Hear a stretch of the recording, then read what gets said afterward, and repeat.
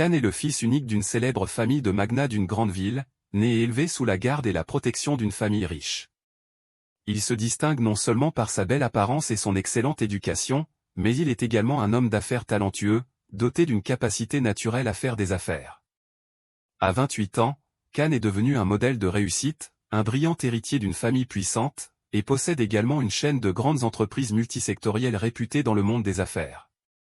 L'image de Khan est toujours associée à la confiance et à l'élégance lors de chaque apparition lors d'événements sociaux ou d'activités caritatives. C'est pourquoi il est la cible de nombreuses filles belles et talentueuses, elles essaient de l'approcher par tous les moyens, voulant devenir le partenaire de vie de cet homme parfait. Cependant, derrière sa carapace voyante, Khan possède un cœur plein de sympathie et de tolérance envers les moins fortunés. Non seulement il est un riche héritier, mais il possède également une profonde compassion et est prêt à consacrer du temps à aider ceux qui en ont besoin. Lorsqu'il a reçu une invitation à participer à un voyage caritatif dans une zone rurale pauvre de la périphérie, Khan n'a pas hésité à organiser son travail pour y assister. Pour lui, ce n'est pas seulement l'occasion d'aider ceux qui en ont besoin, mais aussi l'occasion de voir et de ressentir la vraie vie en dehors de son monde luxueux. Lors de ce voyage dans le village pauvre, Khan a rencontré pour la première fois Lee, une fille à l'apparence banale. Lee est maigre, sa peau est bronzée, ses cheveux sont souvent en désordre et son sourire montre des dents inégales. Au début, elle ne faisait aucune impression particulière, ressemblant à beaucoup d'autres filles pauvres du village. Mais dès que les yeux de Khan touchèrent ses yeux brillants et son sourire chaleureux, il ressentit immédiatement quelque chose de différent, quelque chose qui fit battre son cœur. Lee est le principal responsable du centre caritatif du village. Elle passe la plupart de son temps à s'occuper de personnes âgées seules, à enseigner et à aider les enfants orphelins. Sous le soleil étouffant, Lee était toujours joyeuse et déterminée à enseigner aux bénévoles comment distribuer de la nourriture et des cadeaux. Chaque fois qu'elle voit des personnes âgées faibles, elle n'hésite pas à essuyer leur sueur, en prenant soin d'elles petit à petit. Elle a également gentiment réconforté les enfants qui souffraient de la faim, en gardant toujours une attitude humble et sincère, peu importe la difficulté du travail. Ces actions simples, sans aucune ostentation, ont fait que Khan l'admirait encore plus. Fasciné par la simplicité et la sincérité de Lee, Khan a commencé à passer plus de temps à l'observer. Lee n'a pas essayé d'impressionner ou d'attirer l'attention de qui que ce soit, elle n'a pas prêté attention à la présence de Khan. C'est ce calme qui le rendait encore plus curieux et impressionné.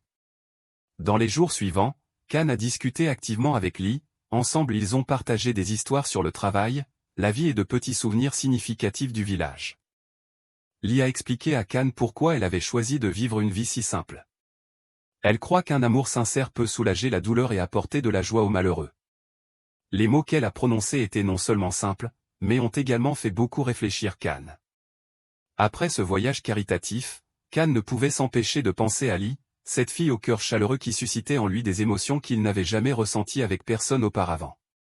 Lee n'est pas comme les belles filles qui l'entourent toujours, et cela fait comprendre à Khan que la vraie beauté ne réside pas toujours dans les choses extérieures. De retour en ville, Khan a décidé de retourner au village pour visiter Lee. Cette fois, il a porté non seulement un cœur charitable mais aussi une décision audacieuse, il voulait épouser Lee. Cette pensée le surprit même, en raison de la différence évidente entre eux, l'un est un riche magnate, tandis que Lee est une pauvre fille à l'apparence imparfaite. Mais Khan s'en fiche, il croit que la chose la plus importante est le cœur sincère de Lee, pas son apparence. Le jour où Khan a proposé le mariage, Lee est restée immobile, incapable de parler. Elle ne pouvait pas croire que quelqu'un comme Khan veuille vivre avec elle. C'est juste une fille ordinaire, rien de spécial. Tu es sûr? Je ne te mérite pas, dit Lee, la voix remplie d'inquiétude. Khan lui tenait doucement la main, les yeux remplis de détermination, tu n'as pas besoin d'être parfait, c'est ton cœur qui me fait vibrer. Je n'ai besoin de personne d'autre que toi. La nouvelle du mariage de Khan et Lee s'est rapidement répandue et est immédiatement devenue un sujet de discussion brûlant, en particulier parmi la classe supérieure. Tout le monde était surpris et pensait que Khan avait commis une grosse erreur. Cependant, Khan n'a prêté que peu d'attention à ses opinions. Il est prêt à faire face à toutes les critiques pour protéger la fille qu'il aime. Le mariage de Khan et Lee a eu lieu dans un restaurant luxueux de la ville, mais son atmosphère était complètement différente des mariages somptueux habituels. Khan souhaitait une cérémonie simple et chaleureuse avec ses proches. Cependant, même avant le mariage, cet événement était un sujet de discussion brûlant parmi les classes supérieures. Amis, partenaires et personnalités sociales ne comprennent pas pourquoi Khan, un homme talentueux et riche, a choisi comme épouse une fille rustique et pas si belle comme Lee. Ils ont assisté au mariage avec des yeux curieux et non avec des bénédictions sincères. Les filles qui rêvaient autrefois d'avoir Khan ne peuvent plus cacher leur jalousie. Les hommes du monde des affaires murmuraient et se moquaient constamment de Khan pour avoir décidé d'épouser une fille indigne. Lee essaya de sourire et de rester calme tout au long de la cérémonie, mais elle ne put s'empêcher de se sentir gênée. Chaque félicitation des participants la faisait se sentir encore plus comparée à Khan. Immédiatement après le mariage, sur les réseaux sociaux et les forums d'affaires, des articles se moquant de Khan et Lee sont apparus en permanence. Les gens considéraient ce mariage comme le plus étrange de l'année, et la mariée Lee était surnommée « la mauvaise épouse du magnate ». Des collages de photos se moquant d'elle sont apparus partout en ligne. Cette histoire a non seulement provoqué un émoi dans la société, mais a également provoqué une grande tempête dans la famille de Khan. Ses parents, qui ont toujours vécu dans un monde de luxe et de pouvoir, ne pouvaient pas accepter Lee. Ils pensent que Khan ruine l'honneur de la famille. Monsieur Long, le père de Khan, a déclaré sans ambages, « Si vous l'épousez, ne m'appelez plus jamais papa. Non seulement vous déshonorerez votre famille, mais vous détruirez également votre propre carrière. » La mère de Khan, Madame Bao Fuong, n'était pas moins dure, ses paroles acerbes rendaient Lee extrêmement douloureuse. Pensez-vous que cette famille acceptera une fille comme elle? Regarde-toi, Khan. Elle n'appartient pas à ce monde et ne mérite jamais d'être la belle-fille de cette famille. Ces mots firent que Lee baissa silencieusement la tête, ressentant clairement la froideur et la distance de la famille de Khan. Elle n'a pas blâmé Khan, mais a commencé à se demander si leur décision de se marier était vraiment la bonne. Khan, au contraire, défendit fermement Lee. Il n'a pas peur d'affronter ses parents pour protéger la femme qu'il aime. Cependant, cette protection le met dans une position encore plus délicate. Les conflits au sein de la famille sont devenus de plus en plus tendus et finalement, Khan a été contraint de déménager et de vivre séparément, évitant ainsi une confrontation directe. Un jour, Khan et Lee ont été invités à une grande fête de sa famille, à laquelle assistaient de nombreux hommes d'affaires et partenaires commerciaux célèbres. Même s'il savait qu'il devrait faire l'objet d'un examen minutieux, Khan a quand même décidé d'emmener Lee avec lui, pour reconnaître sa présence dans sa vie. Lors de la fête, Lee portait une robe simple mais très adaptée. Cependant, son estime de soi est toujours évidente à chaque pas qu'elle fait. Elle se tenait tranquillement à côté de Khan, essayant de sourire et de se fondre dans la masse, mais les chuchotements autour d'elle continuaient de résonner. Est-ce qu'elle est la femme de Khan? Je n'arrive pas à y croire. Qu'est-ce qui ne va pas avec Khan? Regardez-la. Les choses ont empiré lorsqu'un groupe d'invités a intentionnellement insulté Lee lors de la fête. Une femme, fille d'un grand partenaire, s'est approchée de Lee avec un sourire moqueur, « Tu es vraiment la plus chanceuse. Mais regarde-toi, penses-tu que tu mérites de rester ici ?» Lee était stupéfaite, ne sachant pas quoi répondre. Khan s'est immédiatement levé, s'est placé devant Lee et a déclaré fermement, « Oui, elle en vaut la peine. Et elle a de nombreuses qualités que les gens d'ici ne comprendront jamais. » Toute la fête se tut. Tous les regards se tournèrent vers Khan et Lee. Les actions de Khan pour protéger sa femme l'ont placé au centre de l'attention, mais ont également provoqué un conflit plus profond avec sa famille. Après cet incident, Lee a ressenti de plus en plus de pression. Elle ne voulait pas que Khan ait à subir des ragots à cause d'elle. Elle pensait qu'elle était la raison pour laquelle Khan avait quitté sa famille et que sa vie devenait plus stressante. Khan comprenait les sentiments de Lee, mais il l'encourageait toujours, « Lee, je t'ai épousée parce que je t'aime. Ne laisse pas les mots extérieurs te blesser. Il ne voit pas ce que je vois en toi. Et je n'ai pas besoin qu'il le fasse. » Comprendre. Même si Khan l'a réconforté, Lee a toujours enduré en silence, promettant de faire quelque chose pour faire ses preuves, non seulement auprès de la famille de Khan mais aussi envers elle-même. Malgré le mépris de la famille et de la société de Khan, Lee ne s'est pas plaint. Au lieu de cela, elle fait silencieusement de bonnes actions sans que personne ne le sache. Dans l'entreprise de Khan, une jeune employée nommée Lynn est en difficulté parce que sa fille souffre d'une maladie grave et n'a pas assez d'argent pour se soigner. Lee a silencieusement envoyé de l'argent pour l'aider, sans laisser son nom. Lynn savait seulement qu'une personne gentille était venue au bon moment pour sauver sa famille. Lee s'occupe également silencieusement des parents de Kan. Lorsque sa mère avait une forte fièvre, ne voulant pas que Kan s'inquiète, Lee rentrait tranquillement à la maison, préparait du porridge, mélangeait des médicaments et restait éveillé toute la nuit près du lit d'hôpital pour prendre soin d'elle.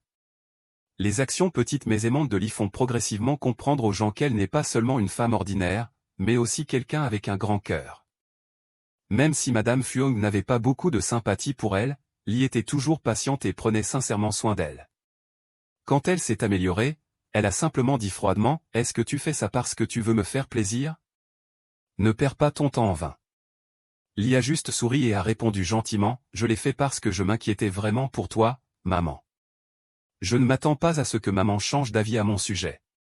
Ce que j'espère, c'est que maman soit toujours en bonne santé. » Les paroles sincères de Lee ont un peu surpris Madame Fuong, mais elle s'est rapidement détournée et n'a rien dit de plus. Avant que la vie de Lee et Kan ne puisse se stabiliser, un incident majeur s'est produit. L'entreprise familiale de Kan a soudainement été confrontée à un grave accident à l'usine, causant de graves dommages tant sur le plan financier que sur le plan de la réputation. Des milliers de travailleurs ont perdu leur emploi, les investisseurs ont retiré leurs capitaux, ce qui a plongé l'entreprise dans une grave crise. La famille de Kan était plongée dans le chaos. Les parents de Kan l'ont blâmé parce qu'ils pensaient qu'il était trop absorbé par son mariage et sa vie de famille et qu'il négligeait son travail. Pendant ce temps, Kan essayait jour et nuit de sauver la situation, mais la pression de toutes parts l'épuisait presque. Voyant son mari en difficulté, Lee ne pouvait pas rester immobile. Elle a enquêté discrètement sur la situation, a rendu visite aux travailleurs concernés et les a encouragés à surmonter cette période difficile. En plus de cela, elle a également demandé à un vieil ami qui travaille dans l'industrie des médias d'écrire un article appelant à l'aide pour les familles de chômeurs. Lee a continué à persévérer, travaillant en silence, sans attendre de reconnaissance ou d'éloge. Même si elle a été rejetée à plusieurs reprises, Lee n'a pas abandonné. Elle a toujours présenté avec persistance le plan de restauration de l'entreprise qu'elle et Kan avaient bâti ensemble. La sincérité et la détermination de Lee ont finalement impressionné certains investisseurs, les incitant à accepter de reprendre la coopération. Lee a également organisé une grande collecte de fonds caritatifs pour soutenir les travailleurs, avec l'aide de Kan et de quelques amis. La collecte de fonds a attiré l'attention et un fort soutien de la communauté. L'argent donné aide non seulement l'entreprise à surmonter une partie des dégâts, mais offre également la possibilité de trouver un nouvel emploi aux travailleurs qui ont perdu leur emploi. Même si Lee a fait beaucoup de bonnes choses, la famille de Kan n'arrive toujours pas à changer facilement son point de vue sur elle. Ses parents étaient encore sceptiques quant à sa capacité à contribuer à l'entreprise. Un jour, Monsieur Long a entendu une conversation entre Lee et un investisseur. Il se tenait derrière la porte, observant tranquillement Lee persuader l'autre personne avec enthousiasme et sincérité. Ces paroles ont surpris Monsieur Long, « Je ne fais pas cela parce que je veux être reconnu. Je veux juste que cette entreprise, la passion de la famille, ne soit pas brisée. C'est aussi ce que Kan, mon mari, a toujours essayé de protéger. » Lee réalisa que peu importe ce qu'elle ferait, il lui serait toujours difficile d'être accepté par la famille de Kan. Lorsque la crise s'est progressivement atténuée, Lee a décidé de partir pour ne pas obliger Kan à faire un choix délicat entre la famille et l'amour. Avant de partir, elle a laissé une courte lettre à Kan, « Monsieur Kan, je suis toujours fier de vous et merci de m'avoir fait savoir ce qu'est le bonheur. Mais je pense que peut-être que mon départ vous aidera, vous et votre famille, à mieux vous entendre. Tu ne me cherches pas, d'accord ?»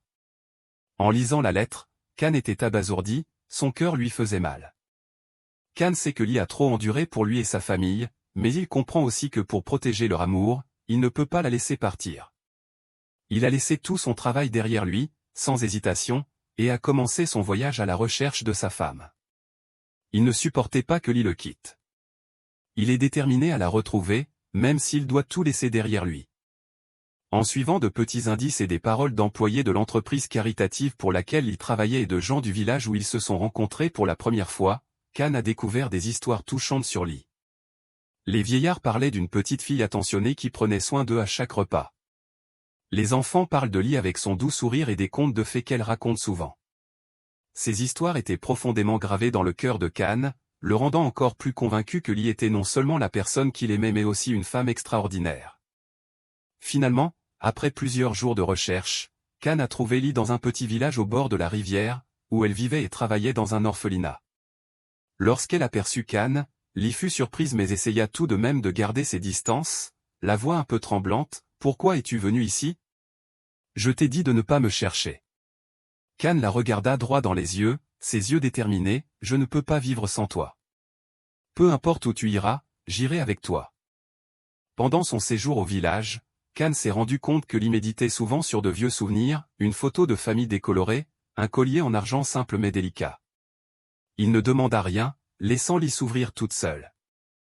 Un jour, Lee a révélé à Kan la vérité sur son passé qu'elle avait caché pendant si longtemps. Lee n'est pas une pauvre fille de la campagne comme tout le monde le pense.